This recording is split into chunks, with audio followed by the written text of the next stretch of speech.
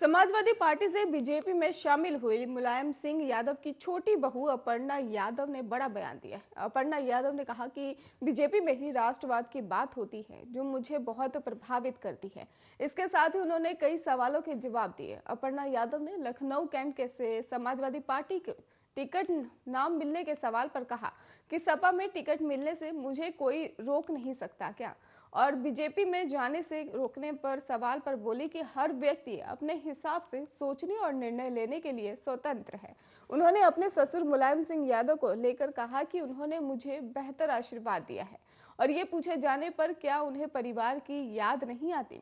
इस पर उन्होंने कहा कि क्यों याद नहीं आएगी। अपर्णा यादव ने कहा, इस डोर टू डोर अभियान के ही तहत मैं लोगों से बीजेपी को वोट करने की अपील करती हूँ। बीजेपी सरकार में माँ बहन और सभी सुरक्षित महसूस करते हैं और मैं लोगों से अपील करना चाहती हूँ कि एक बार फिर से ही बीजेपी सरकार बनाइए और 2022 में केसरिया लहराइए।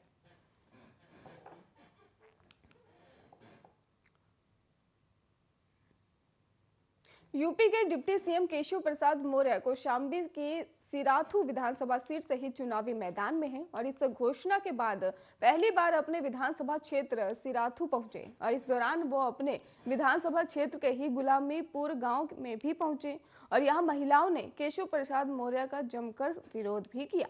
दरअसल केशव मौर्य 3 दिन पहले ही कौशाम्बी जनपद की जिला पंचायत सदस्य पूनम मौर्य के प्रति राजीव मौर्य के घर पहुंचे थे और केशव प्रसाद मौर्य को देखते ही परिवार और गांव की महिलाओं ने घर का दरवाजा बंद कर लिया और लोगों का भारी हुजूम इकट्ठा हो गया और केशव के विरोध में ही नारेबाजी करने लगे, जिसके बाद केशव को ही सुरक्षा गार्ड ने वहां से बाहर निकाला। केशव मौर्य जैसे ही गुलामीपुर गांव पहुंचे, महिलाओं ने घर दरवाजे बंद कर लिए थे। बाहर खड़े लोग विरोध में और नारेबाजी करने लगे थे और केशव ने ही लोगों को चुप कराने की कोशिश की थी। वीडियो में साफ दिखाई दे रहा है कि कैसे केशव विरोध कर रहे और एक शख्स को ही अपने मुंह पर उंगली रखकर ही चुप कराने की कोशिश करें। इस दौरान ही केशव मौर्य महिलाओं से बुरी तरह से घिर गए और उनके साथ ही मौजूद सुरक्षा के जवानों ने उन्हें बाहर निकाला। मौर्य के जाने के बाद ही लोगों ने केशव मौर्य चोर है ऐसा कहा और उसके नारे भी लगाए।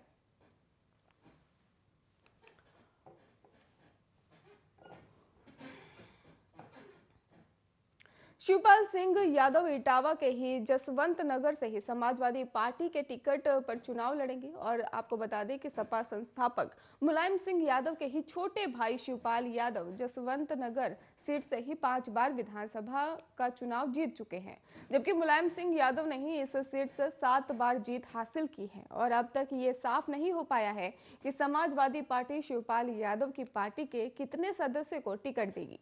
शिवपाल सिंह यादव और अखिलेश यादव में ही 2017 के विधानसभा चुनाव के बाद मतभेद पैदा हो गए थे और इसके बाद अखिलेश यादव ने शिवपाल यादव को पार्टी से बाहर का रास्ता दिखा दिया था।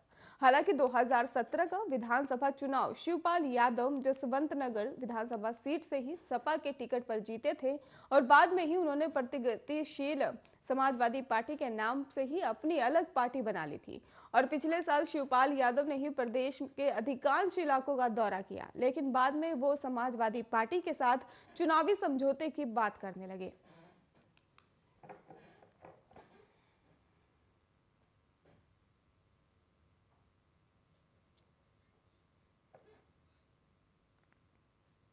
बंगाल की मुख्यमंत्री ममता बनर्जी ने आजादी के ही महानायक नेताजी सुभाष चंद्र बोस की जयंती पर उन्हें श्रद्धांजलि देते हुए कहा कि केंद्र सरकार से ही 23 जनवरी को राष्ट्रीय अवकाश घोषित करने की मांग की है। ममता ने कहा कि आजाद हिंद फौज के ही नाम पर कोलकाता के ही राजारहाट क्षेत्र में ही समाधि स्थल का निर्माण किया जाएगा और एक विश्वविद्यालय की स्थापना की जा रही है और इसके लिए फंडिंग पूरी तरह से राज्य सरकार करेगी। ममता ने ट्विटर पर कहा कि केंद्र सरकार को 23 जनवरी को राष्ट्रीय अवकाश घोषित करना चाहिए और हम ये दिवस देश नायक दिवस के रूप में मना रहे हैं और नेताजी आने वाली पीढ़ियों के लिए प्रेरणा स्रोत बने। और मुख्यमंत्री ने आगे ये भी कहा कि देश नायक नेताजी सुभाष चंद्र बोस की 125वीं जयंती कोटि कोटि नमन है और एक राष्ट्रीय और वैश्विक प्रतीक बंगाल से ही नेताजी का उदय भारतीय इतिहास के ही इतिहास के बेजोड़ है। वे देश शक्ति, साहस, नेतृत्व, एकता और भाईचारे के प्रतीक है। नेताजी पीढ़ियों के लिए प्रेरणा रहे और आगे भी रहेंगे।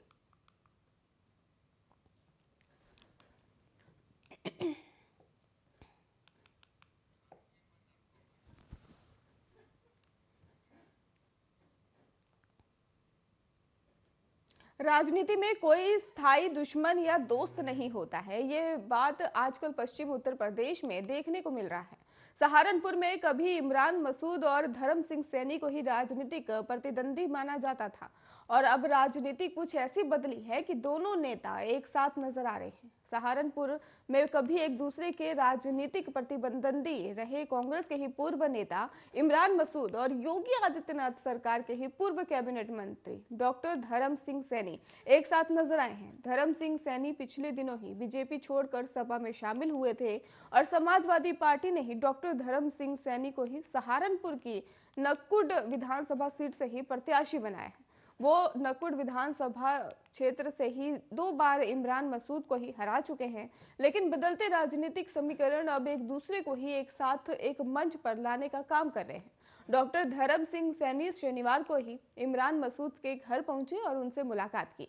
दोनों नेताओं की घंटों बातचीत हुई है और इसके बाद ही इमरान मसूद ने सोशल मीडिया के माध्यम से अपना एक वीडियो जारी कर नक्कुड़ विधानसभा के ही लोगों से डॉक्टर धर्म सिंह सैनी को जिताने की अपील की है। और इसके साथ ही इमरान मसूद ने पिछले कुछ दिनों से ही चले आ रहे राजनीतिक घटनाक्रम को लेकर भी सफाई दी।